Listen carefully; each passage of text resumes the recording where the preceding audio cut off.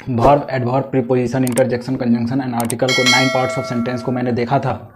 और उसी कड़ी में आगे बढ़ाते हुए इस क्लास में हम बात करेंगे स्पोकन इंग्लिश में कि सब्जेक्ट के रूप में हम आई लेते हैं, ही, सी, इट लेते हैं, और कोई नाम लेते हैं, और दे लेते हैं, और यू लेते हैं। उसके बाद हम क्या करते हैं कि उसके साथ हम सोचते हैं आई आई आई आई के साथ हम क्या लगाएं। सवाल यहीं पर आकर के रुक जाता है कि आई के साथ हम क्या लगाएं। तो इसमें हम सोचते हैं कि ये सब चीज़ें जो लिखे हैं ये सब चीज़ें आपको काम आने वाली है सेंटेंस बनाने में। और सबसे पहले हम देख लेते हैं कि वर्ड से क्या बनता है, सेंटेंस। सेंटेंस बनता है। सेंटेंस क्या है, अ ग्रुप ऑफ वर्ड्स। तो आपने देखा था कि पिछली क्लास में हमने एक लेटर से क्या बनाया था, वर्ड बनाया था, और वर्ड से सेंटेंस बनाया था, जिसको उसके बाद पार्ट्स ऑफ स्पीच बनाए थे। तो पार्ट्स ऑफ स्पीच में 9 पार्ट्स होते हैं। पूरे अगर वाक्य को अगर विभाजित किया जाए तो 9 भागों में हम बांट सकते हैं, और उनमें ऐसे ऐसे सब्जेक्ट यूज करते हैं, और सब्जेक्ट के साथ ये हेल्पिंग वर्ब यूज करते हैं, और हेल्पिंग वर्ब के साथ एक्शन वर्ब भी बहुत जरूरी होता है। एक्शन वर्ब भी बहुत जरूरी होता है। तो आगे हम देखेंगे कि एक्शन वर्ब कहाँ पे यूज हो रहा है और कैसे यूज हो रहा है, कितने टाइप्स के एक्शन वर्ब होते हैं। तो ये सारी बातें हम विस्तृत तरीके से जानेंगे और समझेंगे कि सेंटेंस में वर्ब की क्या महत्वपूर्णता होती है, क्या योग्यता होती है, क्या अगर इंग्लिश हम बोलना चाहते हैं तो इंग्लिश में हमारे पास इन सब सब्जेक्ट के साथ वर्ब का होना आवश्यक है कि नहीं है, कंपलसरी है कि नहीं है, क्या बिना वर्ब का सेंटेंस बन सकता है। तो जवाब होगा कि बिना वर्ब का सेंटेंस नहीं बन सकता है। अति आवश्यक चीज़ है वर्ब। तो वर्ब में हम देखेंगे, जब हम वर्ब की बात करेंगे तो इसमें एक आता है स्टैटिक वर्ब। स्टैटिक वर्ब में क्या आ जाता है, is, am, are, has, have, was, were, etc। तो ये आपका स्टैटिक वर्ब हो गया, जो कि एज इट इज यूज होता है। एज इट इज यूज होने का मतलब क्या समझे आप, कि इसका न तो ing लगा करके कोई फॉर्म बनाया जा सकता है, ना ही इसका थर्ड V2 बनाया जा सकता है, और ना ही V3 बनाया जा सकता है। तो आप ये समझेंगे कि static verb as it is sentence में यूज होता है एज अ मददगार के रूप में। तो हमने देखा कि I am a singer, I am a singer, यहाँ पर क्या है वर्ब, मेन वर्ब, यहाँ पर वर्ब क्या है, एम है। तो as a helping verb use हो रहा है, हेल्पिंग वर्ब यूज हो रहा है। लेकिन हम देखेंगे कि ये एक पार्ट हो गया, तो दूसरा क्या होता है, मेन वर्ब। ठीक है। तो मेन वर्ब में क्या होता है, मेन वर्ब नहीं होता है, मेन वर्ब की बात करेंगे हम आगे। ये होता है एक्शन वर्ब। जैसा कि नाम से ही पता चल रहा है कि एक्शन वर्ब जो एक्शन करता है, जो एक्शन परफॉर्म करता है। अगर कोई बच्चा काम कर रहा है, अगर सिंगिंग का काम कर रहा है, आई एम अ सिंगर, तो I am singing a song. अगर कोई गाना गा रहे हैं तो वहां पर I am a singing a song, I am singing a song. यहां पर क्या कर रहा है, काम कर रहा है, तो सिंगिंग कर रहा है। तो यहां पर ये क्या हो जाएगा, मेन वर्ब हो जाएगा। तो चलिए मेन वर्ब की बात कर लेते हैं। ये पॉइंट आपका हो जाएगा मेन वर्ब। मेन वर्ब के बाद हेल्पिंग वर्ब, हेल्पिंग वर्ब के बाद ऑक्सिलियरी वर्ब।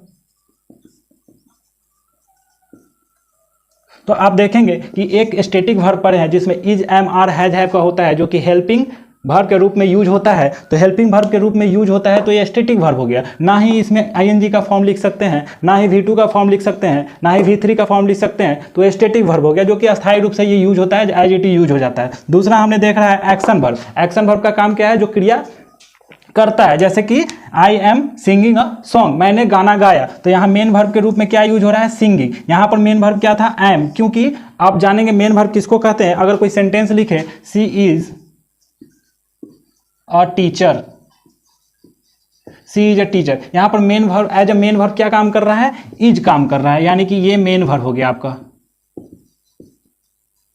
उम्मीद करते हैं कि आपको समझ में आ रहा होगा कि वर्ब का उपयोगिता बहुत ही महत्वपूर्ण है, बहुत ही मूल्यवान है, जिसमें वर्ब दो पार्ट का होता है, स्टैटिक वर्ब होता है और एक्शन वर्ब होता है। स्टैटिक वर्ब में क्या होता है, जो हेल्पिंग वर्ब होता है इज, एम, आर, जो कि मददगार के रूप में साबित होता है। जैसे कि हम यहाँ देखे हैं I am singing a song, तो यहाँ पर एम क्या है, एम क्या हो जाएगा, वर्ब में हम ये कर सकते हैं कि इसको V3 V4 ING लगा करके V5 बना सकते हैं, एस या ES लगा करके V4 लगा सकते हैं। तो आप ये देखेंगे कि एक्शन वर्ब को हम बदल सकते हैं, उसके फॉर्म को चेंज कर सकते हैं, और एक्शन और इसमें स्टैटिक वर्ब को इज, एम, आर, ETC में हम चेंज नहीं कर सकते, वो मददगार वाला वर्ब है। तो हम यहाँ देखेंगे कि अगर हम डायरेक्ट कहते हैं कि यहाँ पर मैं का यूज मैं कर रहा हूँ, मैं का यूज करेंगे एज अ सब्जेक्ट के रूप में, तो मैं का क्या होता है आई, और मैं कहूँगा कि मैं पत्र लिख रहा हूँ, मैं एक पत्र लिख रहा हूँ, तो I am writing a letter. इसमें ये क्या हो जाएगा, ये मेन वर्ब हो जाएगा, और ये क्या हो जाएगा, ये मददगार वर्ब, मददगार वाला वर्ब हो जाएगा, यानी कि हेल्पिंग वर्ब हो जाएगा।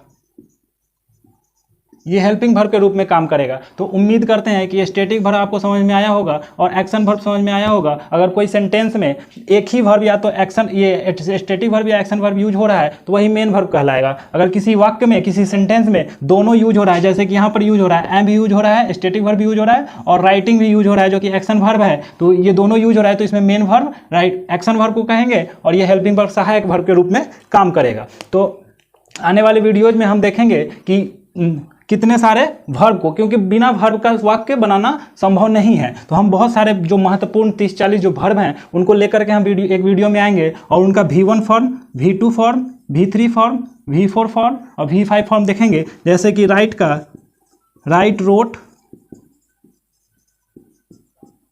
रिटन, राइट्स, राइटिंग, यही होता है। उसी तरह रीड का देखेंगे, रीड, रेड, रेड,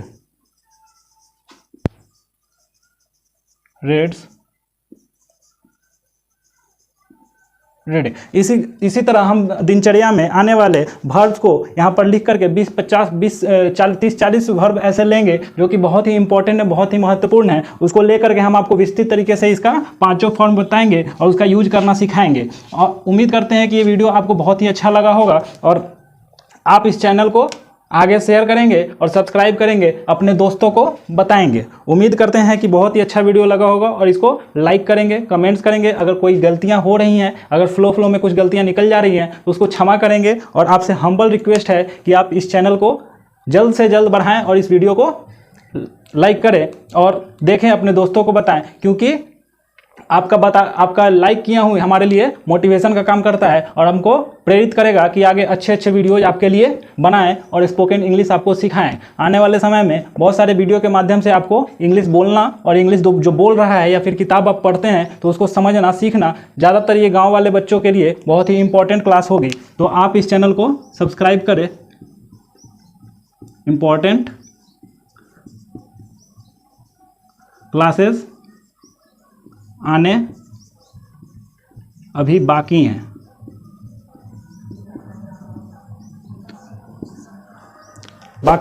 तो आप इंपॉर्टेंट क्लासेस आने बाकी हैं, तो आप वेट मत करें, सब्सक्राइब करें और अपडेट रहने के लिए बेल आइकन को दबाना मत भूलें। जय हिंद।